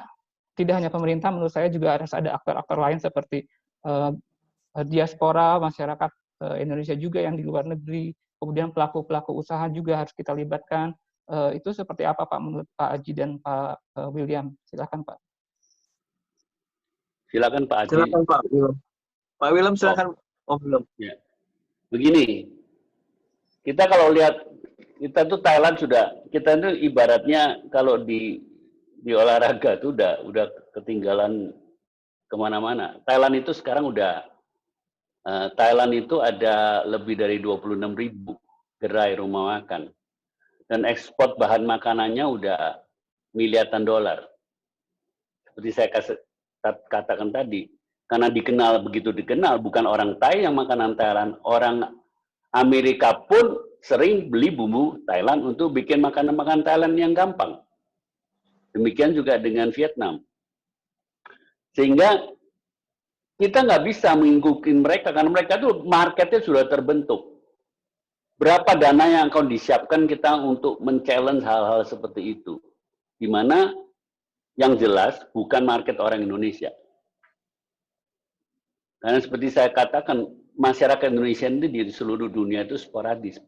Di mana-mana ada, tapi sedikit-sedikit jumlahnya. Korea, Jepang, Jepangnya lebih dari 90 gerai rumah makan Jepang di seluruh dunia. Coba kita cek, sampai yang versi kaki 5, semua pakai kecap Kikkoman, kecap soyu Jepang. Karena mereka punya program. Mereka punya program kompetisi juru-juru masak dunia, masakan Jepang, yang non orang Jepang. Apa yang mereka ciptakan? Loyalitas. Loyalitas untuk tetap menggunakan bahan-bahan baku dari Jepang. Semua orang banyak, orang-orang kita lebih banyak punya bahan-bahan bumbu-bumbu dari Jepang atau Thailand di lemarinya daripada mungkin bumbu dari Indonesia gitu. Dianggap di Indonesia semuanya bisa bikin. Padahal sekarang cari pembantu yang bisa masak kan susah. Yang kita harus pikirkan, kita harus menseleksi diaspora di seluruh dunia, mana yang paling baik untuk di-upskill. Nah, itu challenge-nya di situ. Mereka nanti diberikan dana khusus untuk mengupgrade, untuk di-upgrade. Dan itu harus sangat selektif. Tanpa proses itu, seperti saya katakan, buka rumah makan, tiap 6 bulan kalau dana yang enggak ini, semua berguguran. Bukti praktis, enggak mungkin. Makanya kemarin pilihan lain sementara terobosannya itu melalui bumbu. Membumbukan dunia dengan target tertentu pada awalnya. Juga semuanya sebenarnya bagaimana kita membumbuin perwakilan Indonesia di seluruh dunia yang jajak belum tercapai. Standarnya dari perwakilan Indonesia di luar negeri 150 negara itu pun belum ada standarnya. Mau ngomong lagi yang restoran-restoran di seluruh dunia. Terima kasih. Terima kasih Pak William. Kita mendengarkan pandangan dari Pak Aji. Silakan Pak Aji. Terima kasih. Kalau saya melihat sebetulnya juga sudah pernah dicoba oleh Backcraft kalau nggak salah. Jadi dicoba diidentifikasikan makanan Indonesia yang bisa dipromosikan. Kalau menurut saya, kita promosi tidak usah terlalu banyak. Pilih saja misalnya 3 makanan yang mewakili Indonesia. Kalau rendang mungkin sudah agak ngetop. Bahkan Indomie pun sebetulnya menurut LA Times, kita nomor 3 ramen terenak di dunia untuk Indomie. Jadi sudah ada iklannya sendiri sebetulnya kalau untuk rendang, Indomie. Mungkin bisa diidentifikasi misalnya soto. Setiap daerah kan ada soto. Kita bikin soto Indonesia, lalu nasi goreng mungkin ya. Nah itu diidentifikasikan lalu didukung dari aspek penyediaan bumbunya dan juga mungkin permodalan. Seperti yang kami alami di Afrika Selatan sebetulnya yang dihadapi oleh WNI adalah modal. Mereka tidak punya modal. Saya tidak tahu apakah bisa dibantu dalam hal ini. Karena kalau dibantu dari perwakilan RI, kami terkendala oleh peraturan keuangan yang sangat rigid. Ini Butia, Pak Beni, Mbak Olan kan juga hafal. Kita salah sedikit nanti disangka cari profit, padahal maksudnya kan untuk bantu promosi. Kalau saya terpikirnya sebetulnya begini, dari arahan Jakarta, misalnya kita harus mempromosikan soto, kami bantu dengan cara misalnya menyediakan tempatnya. Di sini kan ada ABK, anak buah kapal ada 400 orang. Saya bisa bikin warung internet, Indomie, telur kornet misalnya ya. Warung Indomie aja, kalau mereka sering datang kan pasti turis-turis juga mereka tertarik. Saya bisa taruh di situ bumbu-bumbu Indonesia, makanan lain. Daripada ABK berantem dengan ABK Filipina kan mendingan mereka aktif di warung internet itu. Tapi kan kalau sebenarnya kita ada anggaran untuk rumah singgah. Cuma kalau dicampur dengan promosi makanan, bisa diperiksa KPK itu urusannya. Jadi memang agak sulit dari segi pemerintah untuk mengelola keuangan, apalagi kalau yang menggunakan dana APBN, kita kan memang harus accountable. Mungkin lebih di situnya sih kalau saya melihat. Baik, terima kasih Pak Aji, Pak Wongso. Bapak Ibu selanjutnya saya coba panggilkan kembali Pak Budiarman. Halo Pak. Ya, terima kasih. Silakan Bapak. Ya? Terdengar Pak. Ya, terima kasih Mas Sambas. Pak William Wongso, saya Budiarman, mungkin masih ingat dulu kita di KAA di Bandung, peringatan KAA yang ke-50 sama-sama kita bantu Pak. Ya ingat Pak. Bapak pernah di Melbourne ya? Iya, saya waktu itu pernah di Melbourne. Dan Mas Aji, Pak Konjen, terima kasih. Kabar, ini Pak? udah kabar baik. Pak Dubes Patikan. Jadi begini Pak, saya ikut nimbrung ya mengenai promosi makanan kita, kuliner kita. Memang problem kita dari dulu adalah susah orang-orang asing itu untuk bisa bertahan membuat rumah makan Indonesia. Karena memang rasanya mungkin memang berubah-ubah ya. Oleh karena itu tadi saya tertarik atas penjelasan Pak Wongso ya bahwa mengenai masalah bumbu itu Pak. Apakah kita tidak pernah berusaha kalau memang pemerintah punya kemauan yang kuat untuk mencoba memfabrikasi bumbu yang memang tentunya itu butuh dana dan butuh pemikiran Pak ya, supaya bumbu-bumbu itu tinggal jadi gitu. Jadi kayak Pak Wongso pergi ke Bina kemarin, tinggal pesan aja, saya pesan bumbu sekian untuk rendang Padang. Nah ini yang mungkin restoran-restoran kita kalau kita bekali dengan bumbu-bumbu yang sudah tersedia, itu bisa di mana-mana orang di Australia, mau pergi ke Belanda, kemana, ke Spanyol, itu bisa merasakan ini yang sama gitu, taste yang mirip lah paling tidak ya. Dan benar Pak Haji tadi bilang bahwa kita jangan banyak-banyak memang. Kalau udah ada rendang, ada umpamanya sopnya itu banyak soto apa, pilihlah soto ya. Banyak soto kudus. Bumbu juga dibikin gitu. Ini sekedar pendapat saya aja Pak ya, bahwa memang rasanya capek juga dari saya masih junior sampai sekarang melihat hidup terus tenggelam lagi restoran-restoran di luar negeri. Di Spanyol dulu pernah ada orang Spanyol buat Pak di Madrid ya. Tapi cuman berlangsung 6 bulan memang, berlangsung 6 bulan. Yang agak lama adalah di Belanda. Karena di Belanda apa? Karena memang mereka sudah agak nama makanan Indonesia itu sudah rada terkenal.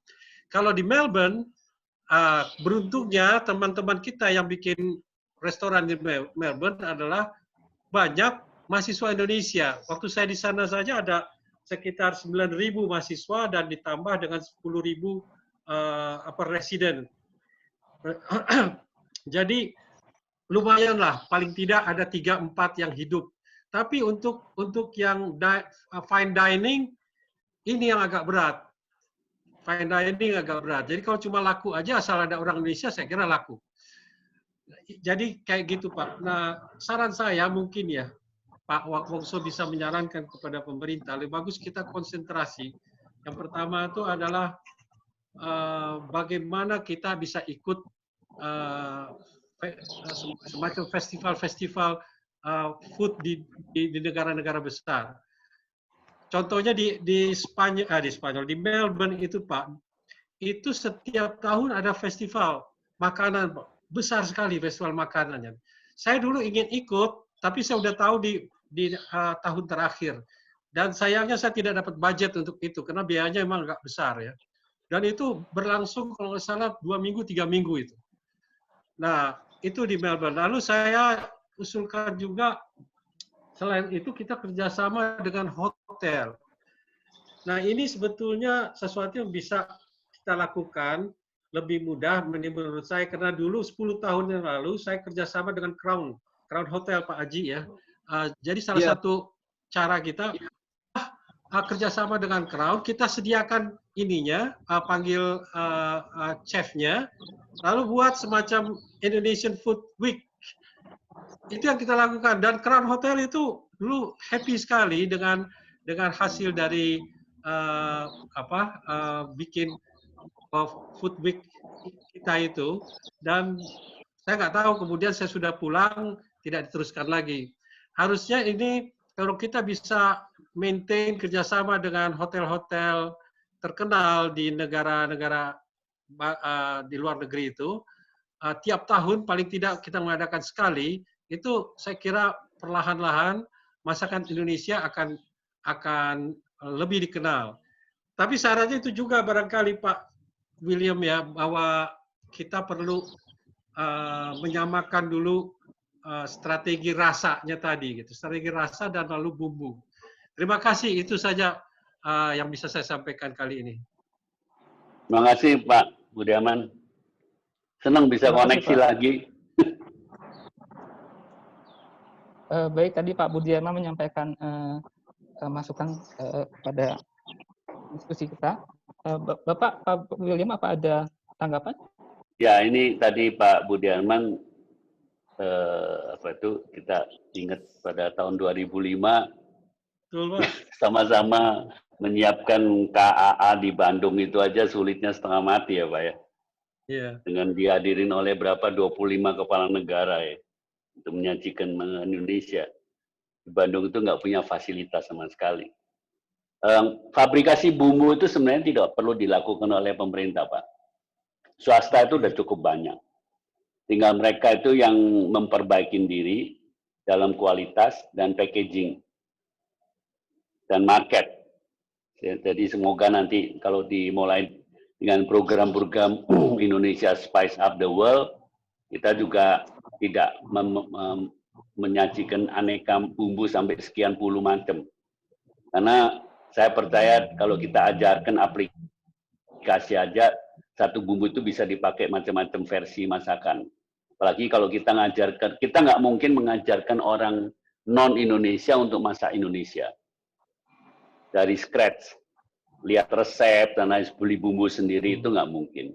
Tapi dengan ada bumbu jadi, seperti bagaimana orang Amerika dengan gampangnya masak karena dia tinggal beli red curry, green curry, fish sauce, dan lain sebagainya, mereka udah bisa bikin masak di rumah. Memang benar Pak, kita ini nggak pernah ikut seperti waktu Pak sebagai konjen di Melbourne.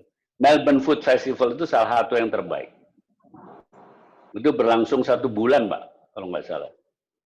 Itu kita nggak pernah, karena partisipasi daripada Melbourne Food Festival itu kebanyakan rumah makan yang ada di Melbourne.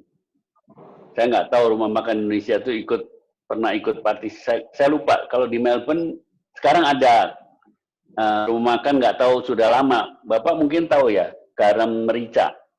Oh, tahu Pak, Garam Merica. Ya, memang kita nggak ada yang ikut Pak. Di festival itu nggak pernah ada yang ikut. Nggak pernah ikut, karena juga mungkin karena mahal. Karena mahal ya, betul. Sebenarnya kalau gitu-gitu memang dari pemerintah itu kan sebenarnya tempat ajang promosi Indonesia, mestinya dari pariwisata yang mendanain. Terus juga program seperti Indonesian Food Week itu bagus di mancanegara, dan itu tetap harus bawa bumbu dari Indonesia. Ya, hanya tidak konsisten Pak. Sebentar ada, sebentar nggak ada gitu. Itu yang agak lemah di kita. Karena beberapa kali saya diundang sebagai pembicara dalam World Food Forum itu, sebenarnya Indonesia juga saya diundang sebagai pembicara pribadi Pak. Kalau Singapura dengan full tim sponsor. Banyak perusahaan ikut nimbrung di situ. Thailand juga bisa bawa 10 orang untuk berangkat ke sana. Mempromosikan. Sampai tukang pijet pun dibawa. Jadi di koridor pameran itu dipasang ranjang, Pak. Untuk mijetin orang. Itu kan sesuatu paket yang apa itu yang kita nggak pernah pikirkan. Ajang forum makanan kok ada tukang pijet gitu. Itu kan salah satu bagian dari tourism Thailand. Dan karena mereka itu datangnya satu tim dan dengan dari perusahaan-perusahaan, jadi marak. Dibandingkan saya, wakil Indonesia dapat satu meja kecil, Pak, untuk masak. Tiap hari masak dengan alokasi yang dikirim cuma 1 orang misalnya, yang undang cuma sendirian gitu. Meskipun dibantu dengan tim dari di situ tuh ajang pertemuan dengan koki-koki dunia, semua tumpah ruah di situ. Dan juga ahli-ahli masak dunia tuh semua tumpah ruah di situ. Indonesia tuh pernah dalam satu ajang tasting, itu food critic itu keliling, dia kasih bintang cuma 2. Satu Indonesia, satu nggak tahu negara mana. Dia bilang bukan katanya, yang lain aku udah pernah coba, yang ini nggak pernah coba. Dasarnya itu Pak, misterius itu. Kalau buku saya menjuarai dunia bukan karena saya Pak, karena misterinya Indonesia nggak pernah tampil. Gitu. Jadi memang kalau saya prioritas sekarang kita bicara dengan Deplu, ya nanti harus ada program pelatihan semua koki-koki yang di luar negeri itu dilatih secara, apalagi kita sekarang dengan sistem webinar ini jauh lebih mudah Pak untuk melatih. Saya lagi coba membantu nyusun satu program yang bisa diakses oleh seluruh koki-koki Dubes Wisma di seluruh dunia. Dia belajar pakemnya. Karena contohnya kita misalnya perwakilan di Turki, mereka mengeluh Pak, bumbunya tuh susah banget dapatnya. Yang enak di London, di Eropa, dapat banyak bumbu segar dari Thailand. Bayangkan saya bilang, kalau para perwakilan ini bawa bumbu-bumbu pilihan dari Indonesia yang udah jadi, 60% kerjaan masakan udah dieliminasi. Betul, betul. Tapi yang ada sekarang ya mau cari repot, belanja bumbu, nyimpen bumbu, kelewatan dikit busuk, dan lain sebagainya. Dan secara ekonomis nggak muter ke kita, Pak. Muternya ke Thailand. Dia nggak beli barang Indonesia. Kan itu bahan-bahan serai apa itu kan bukan bikinan Indonesia. Indonesia kan nggak bisa mengekspor bahan-bahan itu. Jadi hal-hal itu waktu Bekraf juga mau mempromosikan misalnya soto gitu. Nggak mungkin dong kita mengajarin orang non-Indonesia suruh bikin soto. Mana mau mereka bikin soto. Tapi kalau kita tunjukin ini bumbu, bisa kamu masukin di rebusan daging kamu cemplungin bumbu ini. Begitu dia coba, loh, kok dapat profil rasa baru? Sama aja dia masukkan cube bouillon, Maggi atau apa itu. Indonesia dulu kan nggak ada kecap awal puluhan tahun yang lalu. Masuknya Maggi dulu. Diperkenalkan lewat hal-hal seperti itu. Itu selera akhirnya mempengaruhi. Thailand kenapa Maggi laku sekali? Semua di Maggi ini Thailand. Ya gitu Pak. Terima kasih. Baik, terima kasih Pak. Selanjutnya saya coba akan membacakan pertanyaan yang muncul di chat. Ini dari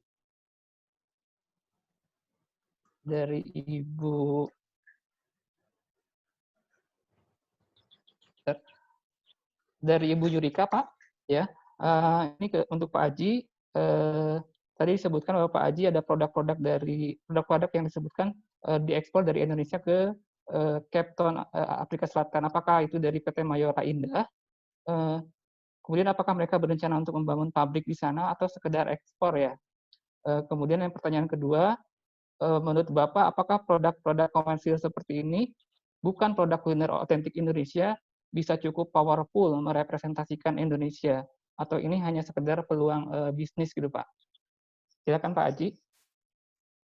Terima kasih, Mbak Yurika. Kalau untuk Mayora memang sebetulnya kalau perusahaan kita yang sudah PD, biasanya mereka cari pasar keluar. Dan memang seperti Mayora itu mereka sedang scouting antara Ethiopia, Nigeria, atau Afrika Selatan. Jadi mereka sedang mencari opsi. Cuma mereka tertarik dengan Cape Town karena langsung dari selatan bisa ke beberapa negara tetangga. Pasar Afrika Selatan kan cuma 60 juta. Kalau produknya sudah banyak di sini, ada Beng-Beng, Astor, Coki-Coki, mereka juga suka. Orang Afrika Selatan suka yang manis-manis. Jadi anak kecilnya ya kebanyakan mereka suka Astor, Beng-Beng. Nah, selain untuk sebenarnya bukan masalah makanan otentik, tapi identik lebih ke Indonesia. Jadi bisa dapat dua-duanya, rasa otentik Indonesianya maupun produknya. Kalau itu kan lebih ke makanan yang cepat habis, fast moving consumer goods, bukan makanan restoran. Tapi ya nggak apa-apa. Yang penting mereka tahunya kalau Beng-Beng ya Indonesia. Sama seperti tempe itu ya mereka harusnya tahunya ya tempe Indonesia, nggak ada tempe Vietnam. Kalau untuk ya kira-kira itu untuk pabrik. Mungkin saya juga kalau boleh minta masukan teman-teman, bagaimana untuk mempromosikan di Indonesia kalau ada ide-ide brilian ini kan banyak jago masak di sini. Nih Mas Rudi ini ganteng-ganteng gini juga jago masak. Ada Mbak Duma, ada Mbak Tias, Mbak Olan ini kan jago masak semua nih. Ada Linda juga. Kalau ada ide-ide silakan disampaikan. Makasih. Terima kasih Pak. Pak, ini juga menyambung pertanyaan dari Ibu Dini di chat. Ini kepada Pak Aji. Apakah ada kemungkinan atau peluang untuk memasarkan produk kuliner Indonesia di Cape Town, Pak, di Afrika Selatan? Mungkin juga ini bisa ditanggapi oleh Pak William, karena saya tahu Pak William tahun kemarin pernah juga mengadakan event di Afrika Selatan ya Pak, itu di KBRI Pretoria, juga di KJRI Cape Town. Silakan Pak. Kalau produknya tergantung, karena kalau misalnya di vakum, yang penting kemasannya, asal di vakum. Saya nggak tahu produknya apa. Kalau misalnya pempek, ya harus ngetes juga selera mereka di sini. Seperti kemarin kami event untuk kuliner, yang penting sebenarnya feedback dari mereka.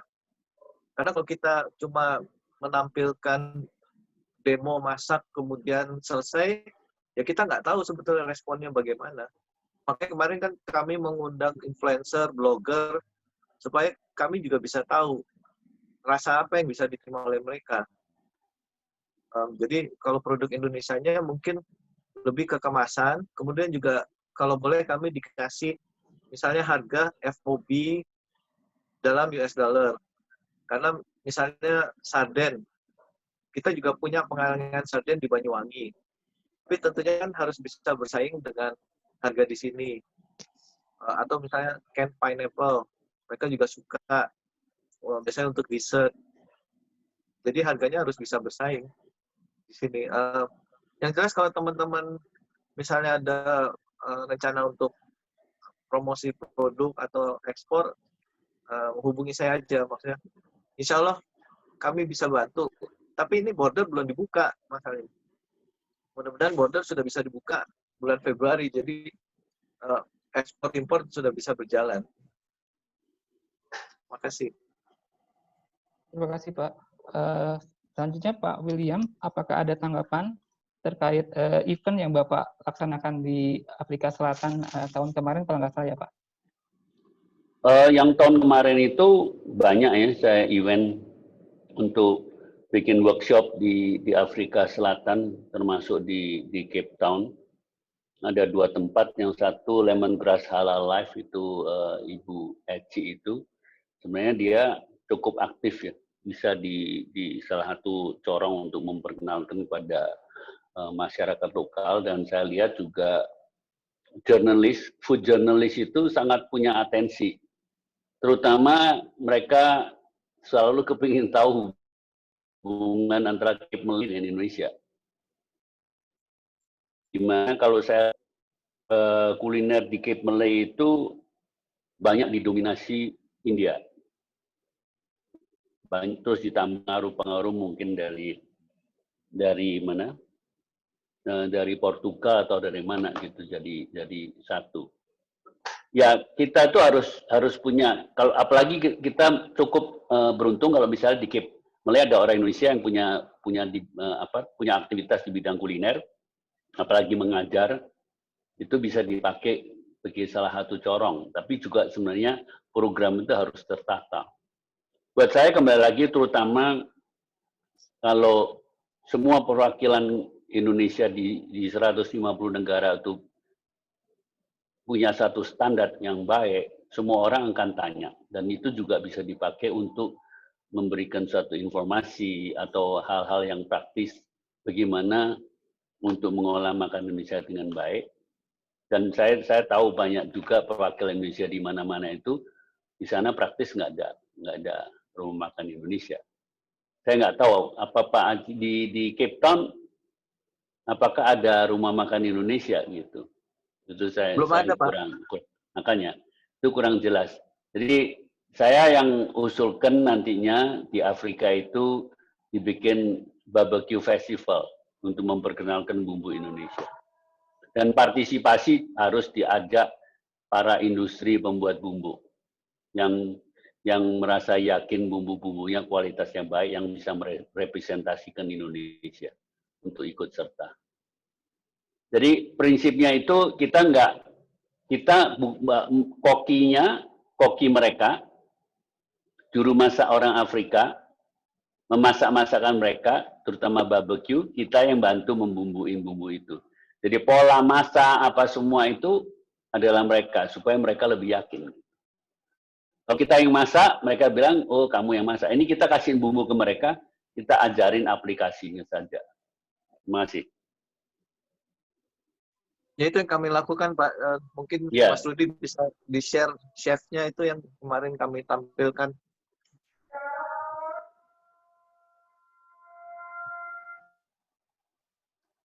itu penting, Pak.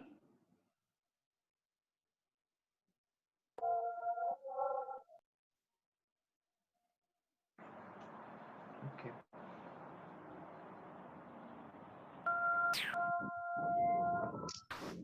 Nah, ini dia Bisa bikin semacam bar snack dari tempe. Dan rupanya orang sini juga lebih suka tempe daripada tahu. Mereka baru tahu kalau tempe itu produk dari tahu juga, karena buat mereka tahu nggak ada Indonesia. rasanya. Tapi kalau tempe Oh, teksturnya lebih enak.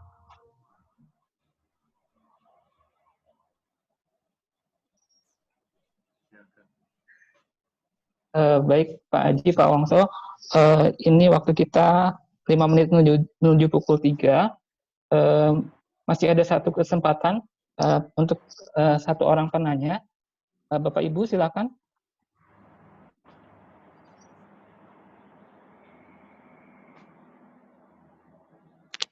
Mohon izin Pak Sambas. Oh iya, silakan Pak Iqbal. Ya, saya Iqbal Pak dari Hublu.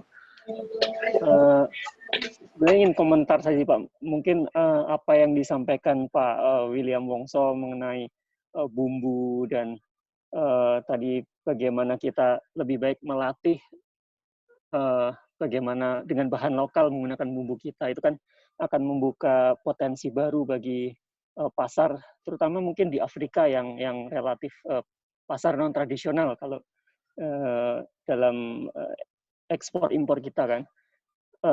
Apakah dimungkinkan misalnya mendukung itu dengan semacam ada kerjasama sekolah chef ya mungkin ya, semacam itu antara di Indonesia dan mungkin negara-negara lain, kemudian dengan kurikulum memasak kita dan didukung oleh perusahaan-perusahaan bumbu.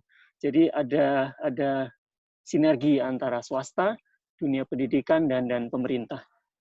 Mungkin hal itu bisa menjadi diskursus untuk ke depan untuk mengembangkan potensi pasar baru terutama di dunia kuliner ini. Terima kasih. Terima kasih Pak Iqbal. Pak William, apakah ada tanggapan dari Bapak?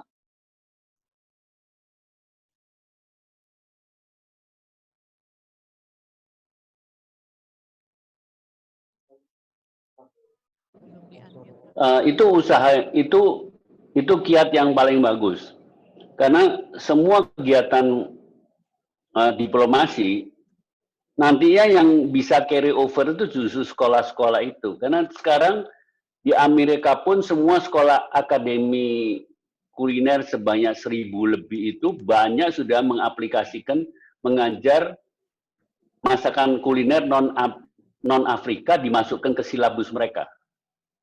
Jadi kalau kita mau mengajarkan paling simpel, misalnya di Cape Town ada, saya juga pernah ngajar di sana, kita memperkenalkan bumbu kalau sudah bumbu yang jadi sudah ada tersedia di Cape Town contohnya, itu perusahaannya bisa ikut mensponsori bikin kursus. Kamu nggak usah macam-macam, ini tinggal mengajarkan aplikasi dan menunjukkan cita rasa aslinya seperti apa. Yang sekarang ini setahu saya di sekolah kuliner seluruh dunia kita belum sampai masuk ke dalam silabus mereka kuliner Indonesia. Padahal negara lain sudah pada masuk. Itu kiat yang terbaik. Selama ini yang saya lakukan adalah workshop di sekolah-sekolah. Karena sekolah-sekolah itu, sekolah-sekolah akademi kuliner itu pesertanya sekarang udah bukan satu negara saja dari negara induk, tapi sudah mancanegara, apalagi di Prancis. Dari seluruh dunia datang. Kalau kita bisa masukkan itu di dalam silabus mereka pulang akan membawa keahlian itu juga sebagai alternatif. Karena sekarang ini seperti yang tadi katakan orang bukan kalau mau cari makan bukan makan cuma satu jenis saja, tapi dia mau mengeksplor, mencari pengalaman cita rasa baru.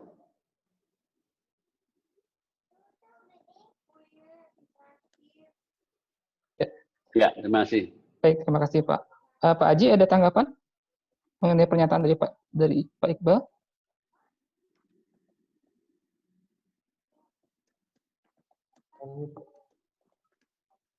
Masih mute. Ide bagus Iqbal, terima kasih. Nanti saya bisa cari akademi masak di sini dan mungkin bisa dibikin semacam lomba masak Indonesia dengan bahan-bahannya mungkin dari kita. Seperti yang kemarin juga chefnya itu sebetulnya dia juga punya restoran yang di acara kami dan dia akan mengincorporate menu dengan berbahan dasar tempe gara-gara terinspirasi dengan tekstur tempe yang enak. Nah, mungkin kita bisa bikin juga semacam lomba masak lalu dimasukkan ke dalam silabus kurikulum mereka. Tapi kalau untuk kurikulum mungkin agak panjang untuk jangka panjang ya. Tapi makasih idenya, nanti kami coba terapkan di sini. Silabus cukup, Pak. Silabus saja. Iya. Baik, Pak. Baik, Pak Haji, terima kasih. Bapak Ibu, sayang sekali waktu sudah menunjukkan pukul 3. Jadi diskusi hari ini harus saya akhiri sampai di sini. Diskusi ini sangat menarik, tapi banyak hal yang belum kita bahas di forum ini, mungkin bisa di forum yang lain. Oh iya, saya juga ada pertanyaan untuk Pak Wongso. Ini banyak yang tanya ke saya, Pak, kalau misalnya banyak ibu-ibu nih yang tanya mengenai kalau misalnya mau resep makanan otentik Bapak, ini kira-kira ada kanal YouTube atau Instagram yang bisa dilihat, Pak? Oh, nanti saya harus bikin. Saya nggak terlalu ngurusin kanal YouTube. Saya ada channel William Wongso channel, bisa diakses. YouTube itu juga baru aktif mungkin setengah tahun. Oh gitu Pak, baik. Tapi kalau ada pertanyaan apa-apa silakan. Baik Pak, terima kasih. Bapak Ibu yang saya hormati, terima kasih sekali lagi kepada Pak William Wongso, Pak Aji yang sudah bersedia untuk menjadi narasumber luar biasa pada sore ini, dari siang sampai sore ini. Banyak sekali masukan-masukan, kemudian ilmu-ilmu yang bermanfaat bagi kita, hal-hal baru, bahwasanya kuliner menjadi jembatan Indonesia dengan dunia karena kuliner itu tidak memiliki batasan. Pemerintah, pelaku usaha, diaspora, juga masyarakat hendaknya sama-sama memiliki tekad dan kuat ya, terus untuk berusaha dalam mempromosikan kuliner Indonesia di dunia untuk peningkatan diplomasi ekonomi tentunya dan tentu untuk menghasilkan kesejahteraan bersama. Terima kasih Bapak Ibu atas atensi antusiasnya yang luar biasa. Mohon maaf apabila ada salah-salah kata. Sehat selalu. Coba saya bacakan pantun ini, pantun yang dibikin. Jalan-jalan ke Kota Batu, jangan lupa jajan kue putu. Terima kasih Bapak dan Ibu, sampai berjumpa di lain waktu. Akhir kata, saya Samba Suhajudi pamit. Selamat sore, wassalamualaikum warahmatullahi wabarakatuh. Waalaikumsalam. Terima kasih. Terima kasih. Terima kasih Bapak, Pak Wongso, terima kasih Pak Haji. Terima kasih. Terima kasih Pak Haji. Terima kasih semuanya. Sehat ya Pak. Semuanya sukses ya. Sukses Terima Pak. kasih. Sukses tempenya ya Pak Haji. Saya kalau nggak disuruh saya cuma disuruh bawa ini aja ini. Pak Haji, perlu coba Pak Haji. Tempe Afrika Pak Haji. Siapa yang bikin, Pak? Tadi katanya tempe Afrika tuh Pak. Oh, Pakai daging nanti kita Afrika. nyoba daging ostrich sini, Pak. Jin Love Terima ya. kasih Pak William. Terima kasih. Jadi terima kasih. Kapan-kapan ngobrol lagi. Iya, makasih Pak Iqbal. Ya. Sehat selalu. Kapan Bapak masak